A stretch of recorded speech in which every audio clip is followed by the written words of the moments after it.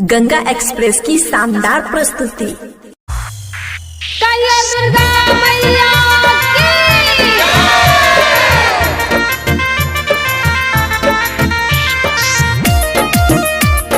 माँ Gayatri recording studio.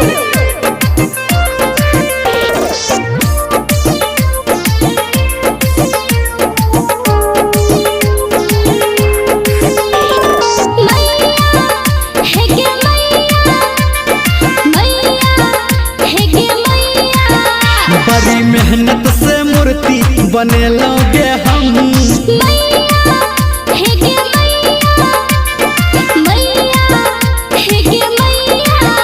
अपना अंगना में कलशा बैठे लोगे हम।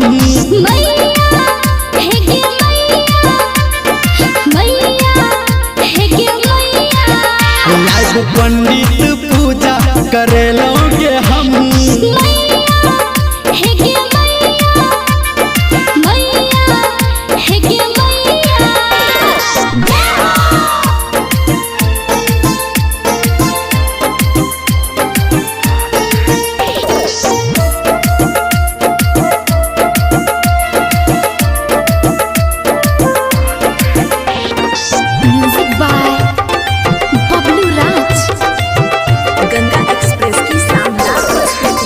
हमरा चाहिए नहीं सोना चांदी, नहीं कोनो रुपया के।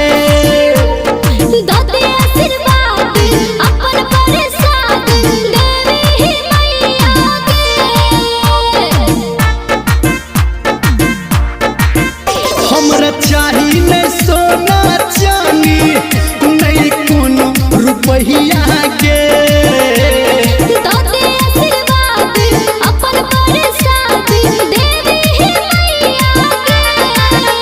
लाल चुनरी किन चढ़लोगे हम।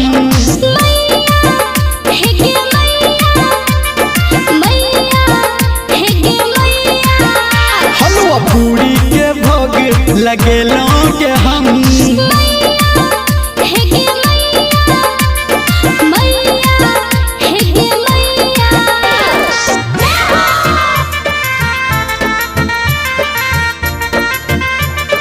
अभी आप सुन रहे हैं धर्मेंद्र निर्मलिया को।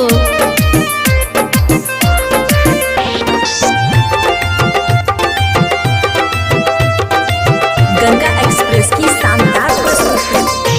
एक साल पे फिर से अपना बेटा के अंगना के।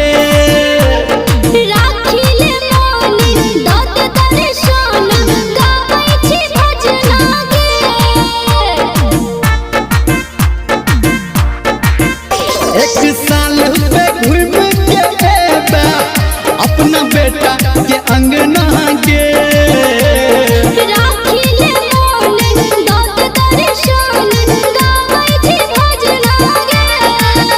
तोहर आरती ही मन से के लोगे हम।